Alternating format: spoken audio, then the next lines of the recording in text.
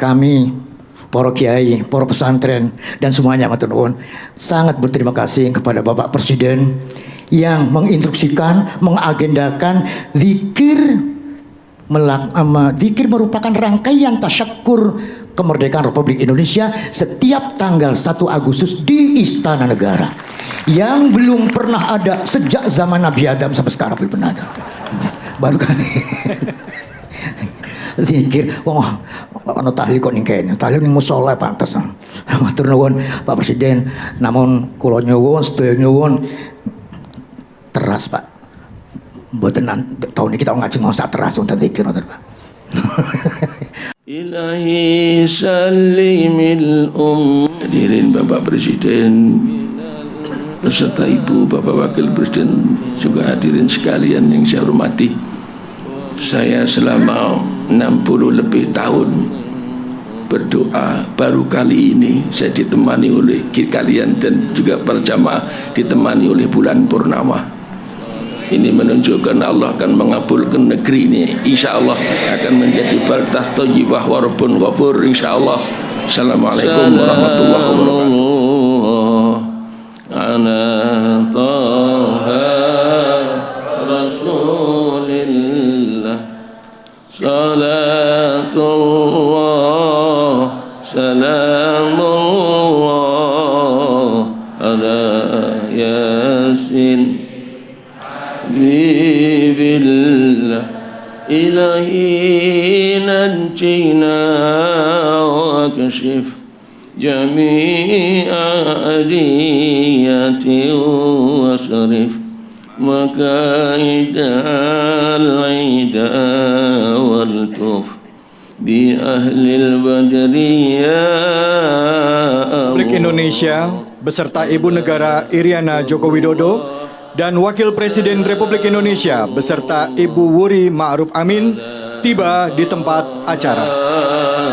Rasulillah salatullah salamullah ala yasin habibillah laqad daqat ala al-qalbi jami'ul ardi ma rahbi fanju minal balas sa'bi bi ahlil badri ya Allah salatullah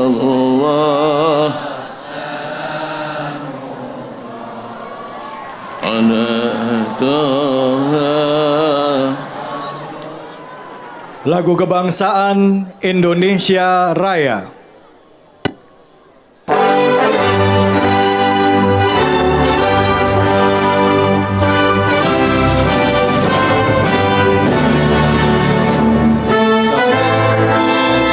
Hadirin dan undangan yang dirahmati oleh Allah, akhirnya kita sampailah di acara yang kita nantikan.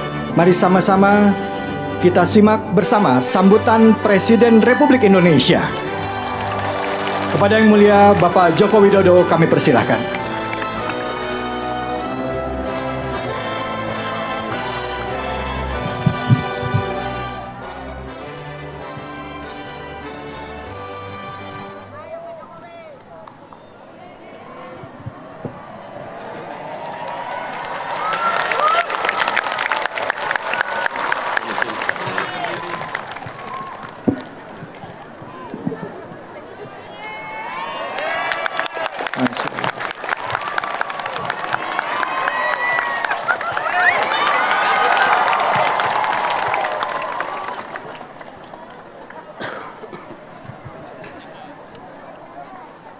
Bismillahirrahmanirrahim.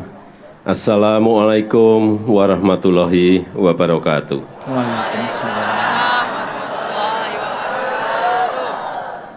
Yang saya hormati Bapak Wakil Presiden beserta Ibu, yang saya hormati para kiai sepuh dan Ibu Nyai, para habaib, para pimpinan pondok pesantren, para pimpinan majelis-majelis agama, para alim ulama, para menteri yang hadir, para santri yang saya cintai,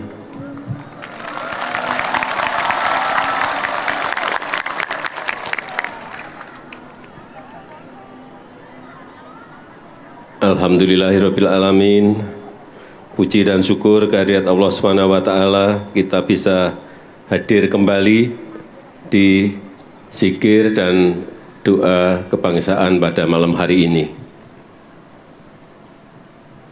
Sungguh tadi sudah disampaikan oleh Bapak Wakil Presiden bahwa anugerah Allah Subhanahu wa taala yang luar biasa bahwa kita bisa lepas dari COVID-19. Jangan lupa kita mensyukuri betapa keadaan yang mencekam saat itu, kengerian. Saya sendiri dengan Pak Wakil Presiden, dengan para menteri, nggak bisa bayangkan, ini COVID ini selesai kapan. Tiap hari di jalan-jalan ambulan, nguing semuanya. Sudah selesai yang Omikron, ganti yang Delta.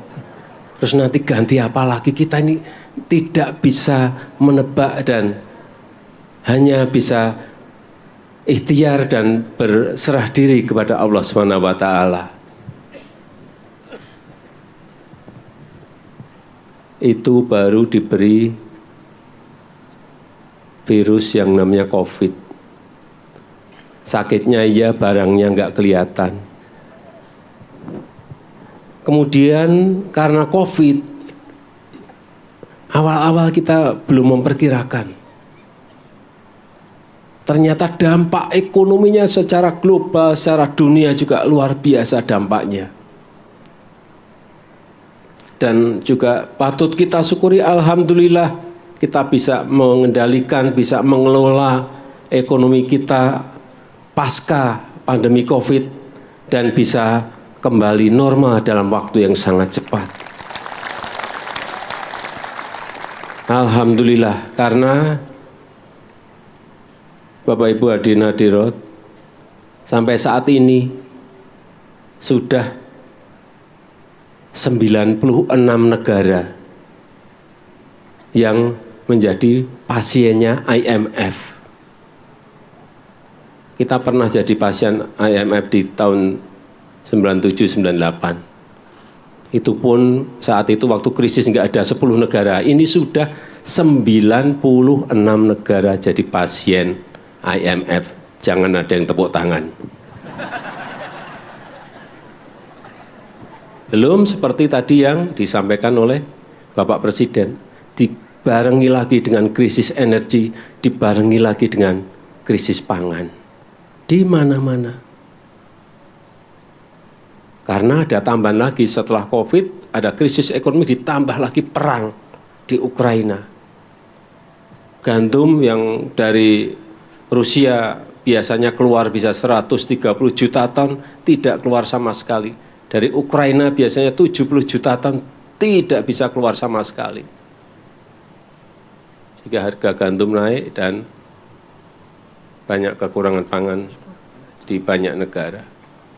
Energi juga sama, gas dan minyak karena perang juga naik begitu dahsyat.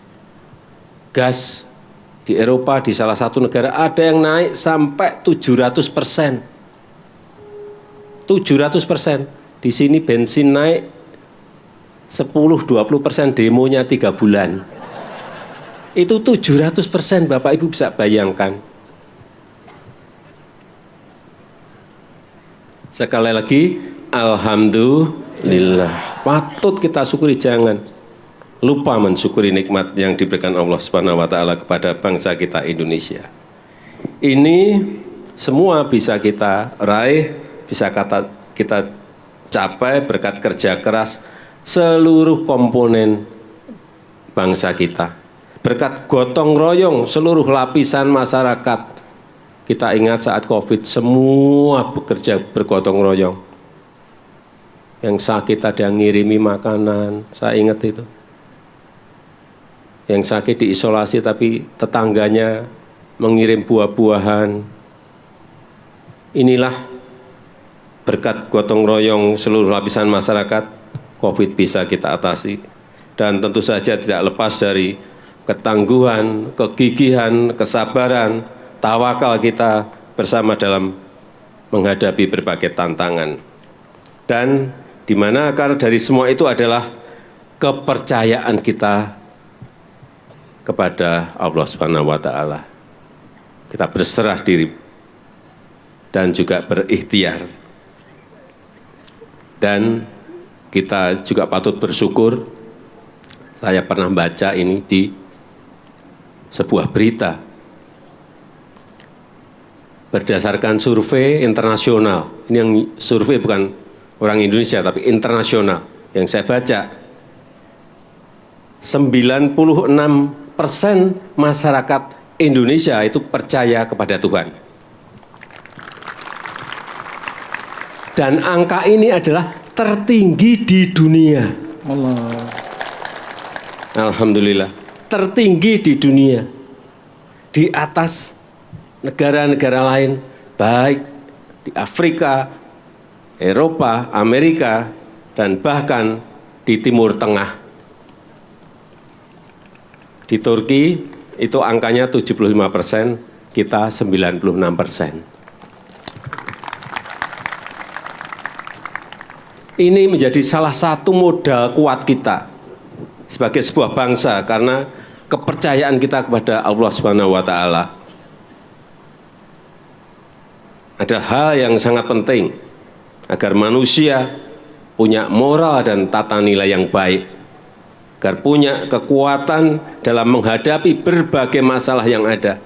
Masalah ke depan akan semakin kompleks dan semakin banyak. Punya kompas dalam hidup. Ada kompasnya kalau kita percaya kepada Allah Subhanahu wa taala. Dan seperti tadi yang disampaikan oleh Bapak Wakil Presiden, melakukan hal yang baik, menghargai dan saling tolong-menolong di antara kita. Dan memperkuat hablum minallah dan hablum minanas. Serta menjauhkan kita dari hal-hal yang tidak baik, hal-hal yang buruk. Dan pada kesempatan yang baik ini saya ingin menyampaikan ucapan terima kasih yang sebesar-besarnya kepada para kiai, kepada para ulama, kepada para tokoh agama, kepada tokoh masyarakat, kepada guru-guru kita, kepada orang tua kita, dan seluruh komponen bangsa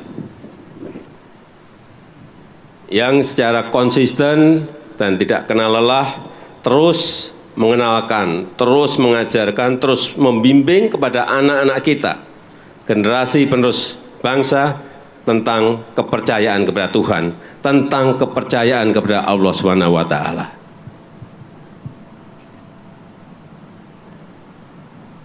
Dan pemerintah terus berkomitmen untuk mewujudkan kehidupan beragama yang baik, yang nyaman, toleran, dan kondusif sesuai dengan amanat Undang-Undang Dasar 1945. Marilah kita terus merawat kerukunan kita, merawat toleransi kita, sikap saling menghargai, sikap saling menolong, agar bangsa ini dapat menjadi bangsa yang bersatu, bangsa yang maju, bangsa yang baldatun, thayyibatun, warabun ghafur.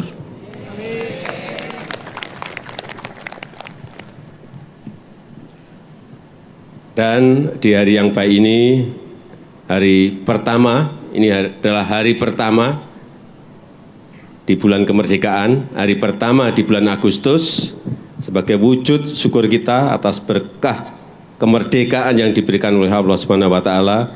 Saya mengajak kepada seluruh kiai, para habaib, para alim ulama, para tokoh agama, para santri yang hadir, serta seluruh komponen masyarakat yang bergabung secara daring untuk bersama-sama melantunkan zikir, melantunkan doa, memohon ridho Allah SWT, memohon perlindungan dan berkahnya agar bangsa ini terus melaju untuk Indonesia maju.